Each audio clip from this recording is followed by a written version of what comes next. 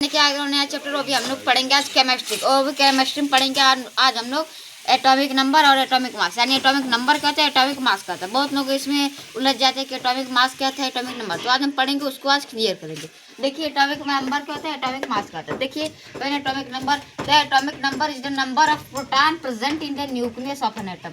मतलब कि जो हम लोग का ये न्यूक्लियस होता है, ये न्यूक्लियस होता है, ऐसे ऐसे इसमें सेल रहते हैं, ऑर्बिट रहते हैं। अब इसमें जो हम लोग का न्यूक्लियस में प्रेजेंट होता है प्रोटॉन, यानी जब इसमें जो प्रेजेंट होता है प्रोटॉन, उसी के नंबर को हम लोग क्या कहते हैं, एटॉमिक नंबर। जैसे आप समझिए हाइड्रोजन है, हाइड्रोजन क्या है, एक नंबर पे है, यानी हाइड्रोजन का हम लोग एटॉमिक नंबर क्या है, 1 है। ठीक है, तो वो क्या होगा, 1 प्रोटॉन होगा, यानी वह एक प्रोटॉन होगा। यानी ये जो 1 है वो क्या हो गया, प्रोटॉन हो गया। वो भी किस में प्रेजेंट होता है, इस एटम के इस न्यूक्लियस में प्रेजेंट होता है हम लोग का प्रोटॉन।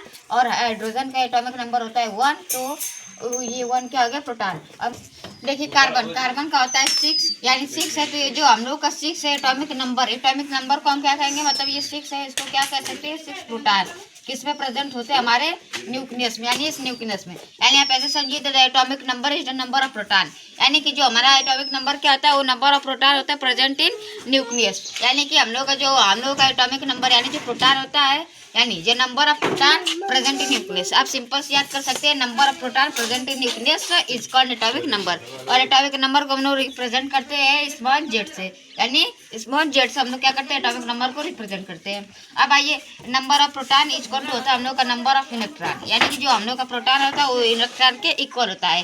तो जैसे हाइड्रोजन का 1 है तो 1 प्रोटॉन, और कार्बन का एटॉमिक नंबर 6 है, और तो 6 क्या हो गया, प्रोटॉन हो गया।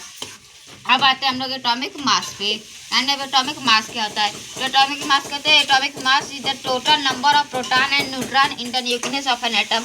मतलब कि ये जो न्यूक्लियस है, इसमें जो हम लोगों के पूरा प्रोटॉन, यानी पूरा प्रोटॉन और पूरा न्यूट्रॉन जो हम लोग के होते हैं, total number of proton and total number of neutron present in nucleus is called atomic mass. यानी एटॉमिक मास क्या होता है, जो कि पूरा टोटल संख्या किसकी, प्रोटॉन की और न्यूट्रॉन की प्रेजेंट हो किसमें, हमारे न्यूक्लियस में, यानी एटॉमिक मास। यानी जो न्यूक्लियस होता है, इसमें हम लोगों के जो पूरी टोटल संख्या प्रेजेंट हो किसकी, प्रोटॉन की हो, न्यूट्रॉन की हो, उस संख्या कहेंगे एटॉमिक मास कहेंगे। अब देखिए, जैसे आप लोग समझिए कार्बन क्या होता है, 6 इसका एटॉमिक नंबर है। ठीक है, कार्बन का 6 एटॉमिक नंबर, तो 6 का क्या हो गया, प्रोटॉन हो गया, तो 6 न्यूट्रॉन हो गया, यानी कि टोटल नंबर। देखिए इसका फॉर्मूला होता है हम लोग का एटॉमिक मास इक्वल टू होता है number of proton plus number of neutron. यानी कि जो नंबर ऑफ प्रोटॉन होता है वो प्लस करके नंबर ऑफ न्यूट्रॉन के, मतलब कि एटॉमिक मास किससे बनता है, प्रोटॉन और न्यूट्रॉन को मिला के जो नंबर आए वही हम लोग का होता है एटॉमिक मास। जैसे कार्बन है 6 नंबर पे, तो ये क्या होगा, 6 प्रोटॉन हो गया, और 6 हम लोग का न्यूट्रॉन हो गया।